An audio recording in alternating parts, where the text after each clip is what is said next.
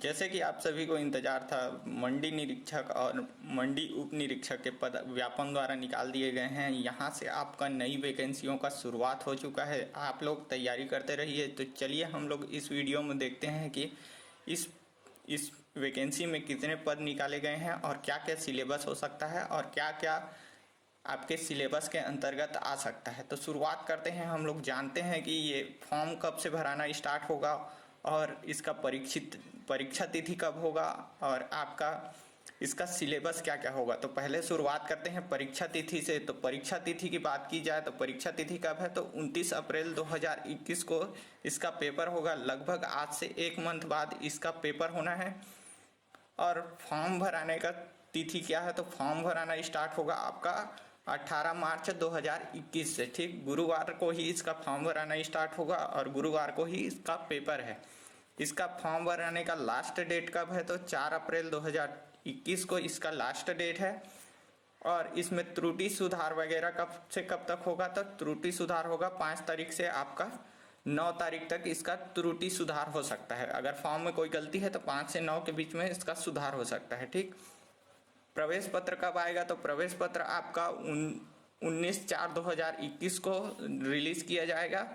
और इसके परीक्षा मुख्यालय कहाँ होंगे, तो 8 जिलों में होंगे इसके परीक्षा मुख्यालय, जिसमें अंबिकापुर, बिलासपुर, दुर्ग, जगदलपुर,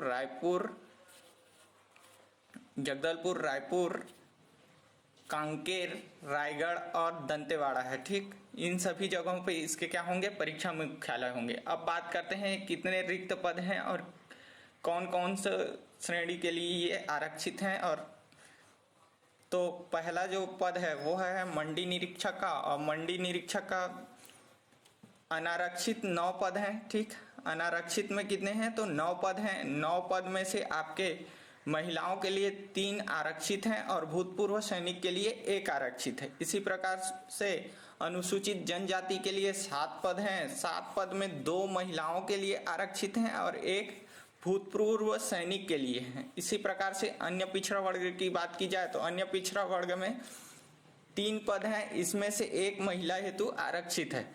उसके बाद अनुसूचित जाति का बात किया जाए तो इसमें 3 पद हैं, इसमें से 1 पद आपके महिला के लिए आरक्षित है।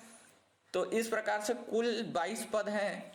कुल कितने पद हैं, तो 22 पद हैं। और इसके लिए योग्यता क्या है, तो इसके लिए योग्यता है कोई भी श्रेणी से स्नातक हो या कोई भी विषय से स्नातक होना चाहिए। ठीक, उसके बाद दूसरा जो पद है आपका है उप निरीक्षक का। उप निरीक्षक का जो पद है वो पहला तो अनुसूचित जाति के लिए है। इसमें ओबीसी और सामान्य के लिए कोई पद नहीं है। तो अनुसूचित जाति के लिए आपके कुल 118 पद हैं, जिसमें से 35 महिलाओं के लिए और 12 भूतपूर्व सैनिक के लिए आरक्षित हैं। दूसरा जो पद है वो है अनुसूचित जाति के लिए। अनुसूचित जाति के लिए 28 पद निकाले गए हैं, जिसमें से 8 महिलाओं के लिए और 3 भूतपूर्व सैनिकों हेतु आरक्षित हैं। इस प्रकार से कुल 146 पद निकाले गए हैं। और इसके लिए भी उप निरीक्षक के लिए भी आपको किसी भी विषय से स्नातक होना जरूरी है।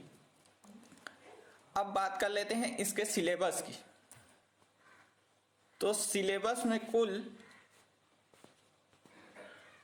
यानी प्रश्न पत्र में कुल 150 अंक यानी 150 प्रश्न आएंगे। इसमें से जो विषयगत विभाजन है वो कुछ इस प्रकार से रहेगा। पहला तो आपका पेपर रहेगा कौन सा, गणित।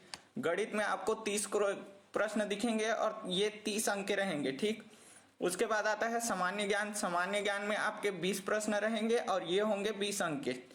उसके बाद आता है हिंदी और अंग्रेजी। हिंदी और अंग्रेजी में 20 क्वेश्चन रहेंगे। देखिए, हिंदी से 10 और अंग्रेजी से 10, और ये भी आपके कितने अंक के रहेंगे, तो 20 अंक के रहेंगे। उसके बाद आता है सामान्य जागरूकता। सामान्य जागरूकता के 25 क्वेश्चन रहेंगे और ये भी 25 अंक के रहेंगे। उसके बाद आता है अगला जो है आपका कंप्यूटर ज्ञान। कंप्यूटर ज्ञान से 20 क्वेश्चन रहेंगे और ये भी 20 अंक के रहेंगे। उसके बाद आता है आपका कृषि विज्ञान। ठीक, कृषि ज्ञान या कृषि विज्ञान, इसमें आपके 35 प्रश्न रहेंगे और ये कितने अंक के रहेंगे, तो 35 अंक के रहेंगे। इस प्रकार से कुल 150 प्रश्न आएंगे, जो कि आपके 150 अंक के रहेंगे। ठीक, ये आपका लगभग सिलेबस हो सकता है। पिछले बार यही सिलेबस था, तो यही सिलेबस इस बार भी होने की संभावना है। अब वैकेंसी आना स्टार्ट हो गई है, तो आप पढ़ते रहिए और हमारे चैनल के साथ जुड़े रहिए ताकि आपको नए नए वैकेंसियों के बारे में पता चल सके। साथ ही हमारे चैनल को सब्सक्राइब कर दीजिए ताकि आपको इन विषयों से जुड़े वीडियोस भी प्राप्त हो सकें। धन्यवाद।